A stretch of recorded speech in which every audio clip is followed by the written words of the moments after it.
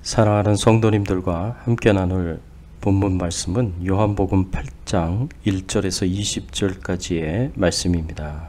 핵심적인 말씀은 6절에서 9절 그리고 11절에서 12절까지의 말씀입니다. 그들이 이렇게 말함은 고발할 조건을 얻고자 하여 예수를 시험함이로라. 예수께서 몸을 굽히사 손가락으로 땅에 쓰시니 그들이 묻기를 맞이 아니하는지라. 이에 일어나 이르시되 너희 중에 죄 없는 자가 먼저 돌로 치라 하시고 다시 몸을 굽혀 손가락으로 땅에 쓰시니 그들이 이 말씀을 듣고 양심의 가책을 느껴 어른으로 시작하여 젊은이까지 하나씩 나가고 오직 예수와 그 가운데 섰는 여자만 남았더라. 대답하되 주여 없나이다. 예수께서 이르시되 나도 너를 정죄하지 아니하노니 가서 다시는 죄를 범하지 말라 하시니라. 예수께서 또 말씀하여 이르시되 나는 세상의 빛이니 나를 따르는 자는 어두움에 다니지 아니하고 생명의 빛을 얻으리라. 오늘 본문의 말씀을 통해서 우리가 생각해 봐야 할 주제는 예수님을 따르는 자가 생명의 빛을 받아 어떻게 되는가입니다. 오늘 본문에서 예수님께서는 두 번째로 I am statement을 하십니다. 요한복음 6장에서 첫 번째 I am statement이 나오는데 이곳에서 I am the bread of life라고 말씀하셨습니다. 나는 생명의 떡이라는 말씀입니다. 또 오늘 본문 요한복음 8장 12절에 보면 I am the light of life라는 선언이 나옵니다. 본문 12절의 말씀을 보면 예수께서 또 말씀하여 이르시되 나는 생명의 빛이니 나를 따르는 자는 어두움에 다니지 아니하고 생명의 빛을 얻으리라 말씀하십니다. 예수님께서 나는 생명의 빛이라고 선언하시면서 나를 따르는 자는 어두움에 다니지 아니하고 생명의 빛을 얻으리라고 말씀하십니다. 예수님을 따르는 자가 생명의 빛을 얻을 것이라고 말씀하십니다. 여기서 예수님을 따르는 자는 어떤 자입니까? 여기서 따르다라는 헬라어 아콜루데오는 함께 길에 있다는 의미를 가집니다. 그래서 예수님을 따르는 자는 생명의 빛 되시는 예수님을 믿을 뿐 아니라 예수님과 함께 길을 걷는 동반자로 예수님과 동행하는 자라는 것을 알 수 있습니다. 예수님께서 생명의 빛 되심을 믿고 예수님과 함께 길을 걸으며 동행하는 동반자가 되는 사람이야말로 생명의 빛을 얻게 됩니다. 이렇게 예수님을 따르는 자가 생명의 빛을 받아 어떻게 됩니까? 예수님을 따르는 자는 생명의 빛을 받아 어두움에서 떠나 구원과 영생에 이르게 하십니다. 본문 12절의 말씀에 보면 예수님을 따르는 자는 어두움에 다니지 않게 된다고 예수님께서 말씀하십니다. 예수님을 따르는 자가 왜 어두움에 다니지 않게 됩니까? 생명의 빛이신 예수님께서 어두움을 비추기 때문입니다. 이 세상은 영적인 어두움 가운데 죄의 어두움 가운데 있습니다. 그래서 이 세상 사람들은 모두 죄의 어두움 속에서 구원의 길을 찾지 못하고 죄만 짓다가 결국에는 죽어서 지옥에 가야만 했습니다.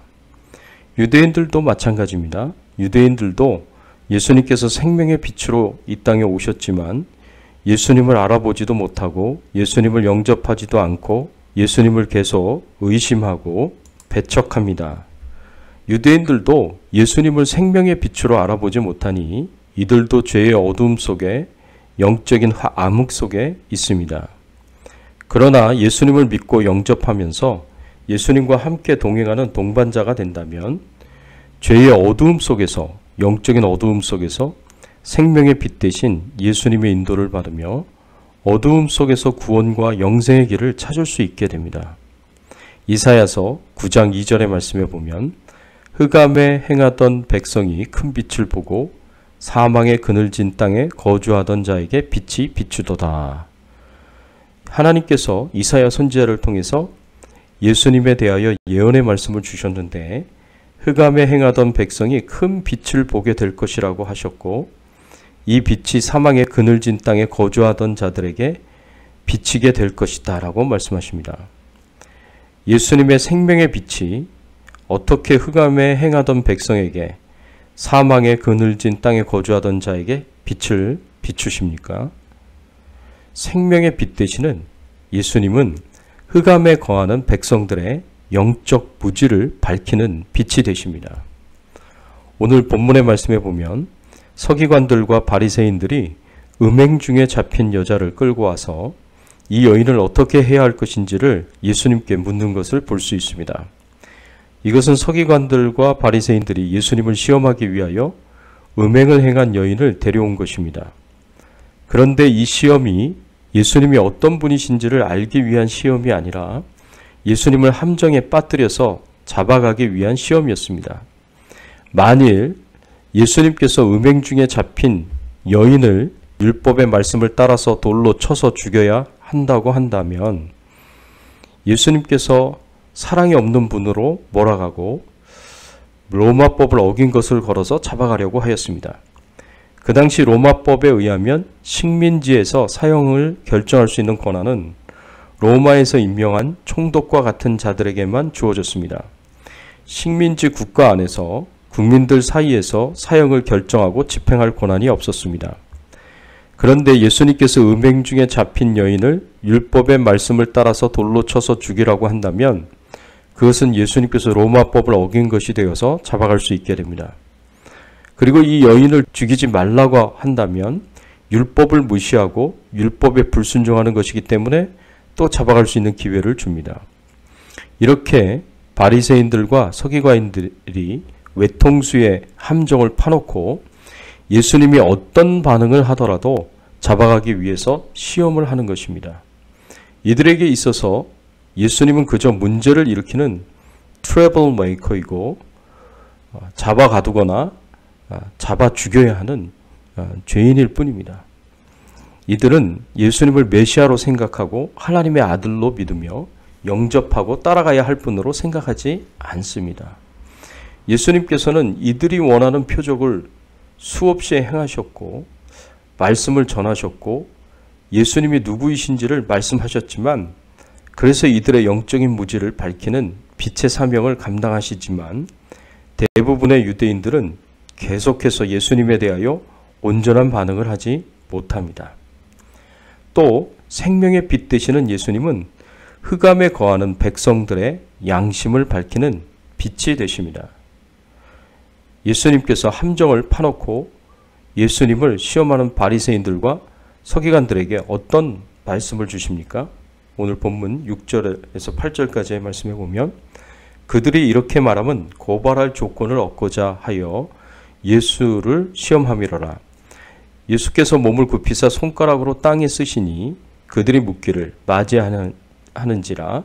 이에 일어나 이르시되 너희 중에 죄 없는 자가 먼저 돌로 치라 하시고 다시 몸을 굽혀 손가락으로 땅에 쓰시니 예수님께서 몸을 굽혀 손가락으로 땅에 무슨 글을 쓰시고 말씀하셨는데 너희 중에 죄 없는 자가 먼저 돌로 치라고 말씀하셨습니다. 성경학자들은 예수님께서 손가락으로 땅에 쓰신 글들이 이들이 범한 죄악을 기록하셨을 것으로 봅니다. 예수님께서 그 자리에 모은 사람들의 죄악을 땅에 글로 쓰시고 그 글을 사람들이 보게 하시고 너희 중에 죄 없는 자가 먼저 돌로 치라고 말씀하신 것입니다. 그런데 그 자리에 죄 없는 자가 어디에 있습니까? 우리가 모두 죄인들이 아닌 사람이 어디에 있겠습니까? 그래서 예수님의 이 말씀을 받고 유대인들이 어떻게 반응을 합니까? 9절의 말씀에 보면 그들이 이 말씀을 듣고 양심의 가책을 느껴 어른으로 시작하여 젊은이까지 하나씩 하나씩 나가고 오직 예수와 그 가운데 섰는 여자만 남았더라. 죄 없는 자가 먼저 돌로 치라는 예수님의 말씀을 들은 유대인들이 양심의 가책을 느껴서 어른으로 시작하여 젊은이까지 하나씩 돌아갔습니다. 예수님께서 생명의 빛으로 흑암에 거하는 백성들의 양심을 밝혀 주셨습니다. 또 생명의 빛 되시는 예수님은 흑암에 거하는 백성들의 죄악을 밝혀 회개케 하고 믿음으로 구원에 이르게 하십니다. 예수님께서는 유대인들의 죄악을 밝혀 주셨을 뿐 아니라 행음을 행하다가 현장에서 잡힌 여인의 죄를 밝혀 주십니다. 그래서 예수님의 말씀 때문에 유대인들은 자신들의 죄악을 생각하며 양심의 가책을 느끼고 돌아갔고, 간음한 여인에게는 예수님께서 정죄하지 않으시며 더 이상 죄를 짓지 말라고 말씀하십니다.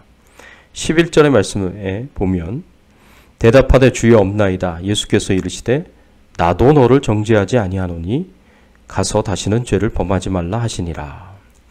예수님은 생명의 빛으로 흑암에 거하는 백성들의 죄악을 밝혀 양심의 가책을 가지게 하시고 그 죄에서 멀어지도록 하십니다. 그런데 여기서 간음한 여인이 예수님을 뭐라고 부르고 있는지 살펴보면 주여라고 부르고 있습니다. 예수님을 주라고 부르는 것은 예수님을 믿고 따르는 제자들이 예수님을 부를 때 쓰는 표현입니다. 유대인들은 예수님을 믿지 않았고 영접하지 않았고 배척하였기에 주라는 표현을 쓰지 않고 기껏해야 선생님이여 라고 부르는 정도입니다. 그런데 이 간음한 여인은 예수님께서 자신을 위해서 하시는 행동을 통해서 예수님이 그리스도이시고 주님이신 것을 알아보았고 믿었다는 것을 의미합니다. 그래서 예수님께서 나도 너를 정죄하지 않는다고 말씀하십니다. 이미 이 여인은 예수님을 믿음으로 그 죄를 용서받았기 때문에 이 여인을 정죄할 수 있는 심판자이신 예수님께서 나도 너를 정죄하지 않겠다고 말씀하신 것입니다. 그리고 다시는 죄를 범하지 말라고 강력하게 말씀하신 것입니다. 사랑하는 성도 여러분, 예수님께서 이 땅에 오셨을 때 생명의 빛으로 오셨습니다. 흑암 중에 행하던 백성에게, 사망의 그늘진 땅에 거하는 백성들에게 생명의 빛으로 오셨습니다. 그 생명의 빛을 주셔서 우리의 영적인 무지를 밝혀주셨고 우리의 무너진 양심을 비추어 회복시켜 주셨고 우리의 죄악을 밝혀 양심의 가책을 느끼며 그 죄를 회개케 하셨습니다. 그리고 예수님을 믿음으로 그 죄를 용서받게 하셨고 구원과 영생을 얻게 하셨습니다. 이 모든 것이 생명의 빛으로 오신 예수님이 주시는 은혜임을 기억하고 늘 감사와 찬송과 영광을 하나님께 돌리시기를 예수님의 이름으로 축원합니다. 함께 기도하겠습니다. 하나님 감사합니다. 이 땅에 하나님의 아들 예수님을 생명의 빛으로 보내주셔서 우리가 어두움에서 떠나 구원과 영생에 이르게 하시니 감사를 드립니다. 예수님께서 우리의 영적인 무지를 밝혀주시는 생명의 빛이 되셨고 흑암에 거하는 백성들의 그 양심을 밝히는 빛이 되어 주셨습니다.